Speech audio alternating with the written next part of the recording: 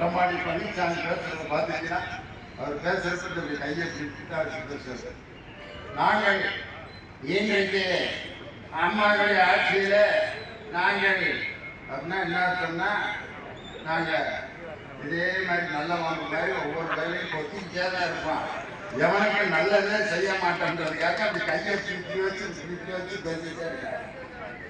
அவரு இன்னைக்கு நம்மளுடைய தமிழக முதல்வர் தளபதியார் அவர்களை பொங்கல் பரிசு 1000 ரூபாய் ஏன் கொடுக்கல அப்படின்னு கேட்டாரு. எப்ப கொடுக்கணும்? பொங்கலுக்குன்னா 5 நாள் இருக்கியா? ஏயா பறக்கிறன்னு சொல்லிக்கிட்டு இருக்கும் போதே என் தலைவர் அறிவித்தார், பொங்கல் பரிசு 1000 ரூபாய் ரொக்கமாக வழங்கப்படும். இப்ப என்ன செய்தார்கள்? வழங்கிட்டார்ல. அதாவது நாங்கள் வழங்க சொன்னோம், அவர் வழங்கிவிட்டார். நாங்க இப்படியே தலையில துண்டை போட்டு இப்படியே அடைய வேண்டியது அப்படின்னு. ஒரு கட்சியினுடைய பொதுச் செயலாளர் என்ன பேசணும், அவருக்கு அந்த கட்சியினுடைய பேருக்கு முதல்ல அர்த்தம் தெரியுதா? ஆரியம் திராவிடம் என்றால் என்ன? பத்திரிகைக்காரன் கேட்கிறாங்க. ஆரியம் திராவிடம் என்று சொல்கிறார்கள், அப்படின்னா என்ன? அதுக்கு ஒரு கட்சியோட பொதுச் செயலாளர் சொன்ன பதில். அதெல்லாம் அறிவாளி கேட்கணும். படிச்சவங்க பார்த்து பேச வேண்டிய விஷயம் இதெல்லாம். ஆராய்ச்சி பண்ண பேசுற விஷயம். எனக்கு எங்க உலகத்துல இப்படி ஒரு பதில் சொன்னேன் ஒரு அரசியல் கட்சி தலைவரை நான் பார்க்கிறேன். என் திமுக ஒரு சாதாரண வார்டு செயலாளர்கிட்ட கேட்டா சொல்லுவான், திராவிடம்னா என்ன, ஆரியம்னா என்ன, திராவிட முன்னேற்ற கழகம் ஏன் அவன் கட்சிக்கு பேர் வச்சாங்கன்னு ஒரு சாதாரண கட்சி தொண்டனை கேட்டா பதில் சொல்லுவான். கட்சியோட பொதுச் செயலாளருக்கு தெரியல, அவங்க கட்சியிலேயே அந்த பேர் இருக்கு, அனைத்து இந்திய அண்ணா திராவிட முன்னேற்ற கழகம். உங்க கட்சியிலே திராவிடம்ங்கிற வார்த்தை வந்துருக்கு. அந்த திராவிடத்துக்கு எனக்கு அர்த்தம் தெரியலன்னு சொல்றதுக்கு ஒரு வெட்கம் இல்லாத ஒரு கட்சி தலைவர், எதிர்கட்சி தலைவர் யாருன்னா வேற யாரு இல்ல, அவர்தான் காலில் விழுந்த மலைப்பாம்பு போல் காலில் விழுந்து எல்லோருக்கும் துரோகம் செய்து கொண்டிருக்கக்கூடிய எடப்பாடி பழனிசாமி என்னுடைய முதல்வரை கை நீட்டி பேசி குற்றம் சொல்வதற்கு எந்த அருகதையும் அவருக்கு சுத்தமா கிடையாது.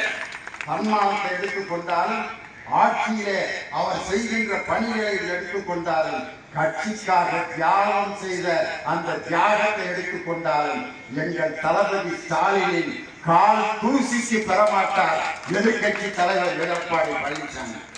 இன்னொருத்தர் இருக்காரு, பாஜகவோட தலைவர், முன்னாள் காவல்துறை அதிகாரி. அவரு என் மண் என் மக்கள் அப்படின்னு நடந்து வர.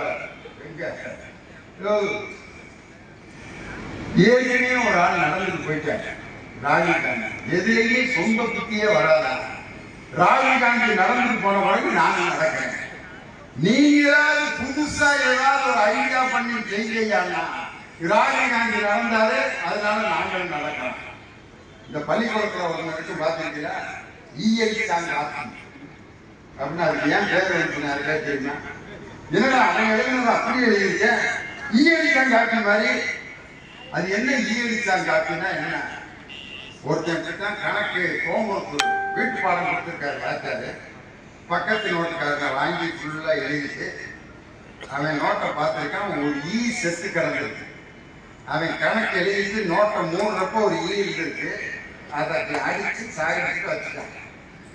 இவனும் கணக்கு எழுதிட்டு அவன் ஈ வச்சிருக்காங்க. நம்மளும் அதே மாதிரி ஒரு ஈய போய் விரட்டி பிடிச்சிட்டு வந்து அந்த நோட்டில் வச்சு அடிச்சு காய்ச்சி அடிச்சிருக்காங்க. இதுக்கு பேர் தான் ஈ அடிச்சாங்க. சொந்த புத்தி எதுவுமே இல்லாமல் இன்னொருவர் செய்கின்ற செயலை பார்த்து செய்கின்ற அந்த பாஜகவுடைய தலைவர், அவர் தான் முன்னாள் போலீஸ் அதிகாரி. அவரோட நிலைமை நான் சொல்றேன். எங்க ஊருக்கு தான் ஒரு பெரிய போலீஸ் அதிகாரி ஒரு 5 மாடி கட்டணம் தீர்ப்பிச்சு 5ஆவது மாடியில மாட்டிட்டார். யாரு? எஸ்பி. கீழே பூரா எரியுது, 5ஆவது மாடியில இருக்காரு எஸ்பி. கீழே இருக்க போலீஸ்காரங்களா, ஐயா ஐயா வேற மாட்டிட்டீங்க அப்படின்னா, யாரு என்னை காப்பாத்துங்க ஐயா அப்படிங்கிறாரு. எஸ்பி ஐயா உங்களை யாரும் காப்பாத்துங்க, என்னடா பண்றது அப்படின்னு ஒரு நெட்டு வர அதை போய் எடுத்துட்டு வந்துட்டாங்க. எடுத்துட்டு வந்து, ஐயா நாங்க கான்ஸ்டபிள்லாம் 8 பேர் இந்த வலைய பிடிச்சிருக்கோம், மேல இருந்து குதிங்க, நாங்க புடிச்சிடலாம், காப்பாத்திடுறோம் அப்படின்னு நாங்க 1 2 3 சொன்னா புடிச்சிருங்க ஐயா அப்படின்னா 1 2 3 குதிங்கயா அப்படின்னா எஸ்பி குதிச்சிட்டாரு. குதிச்சுட்டே வர்றாரு. எஸ்பியை பார்த்தாருன்னா போலீஸ்காரங்க என்ன செய்வாங்க,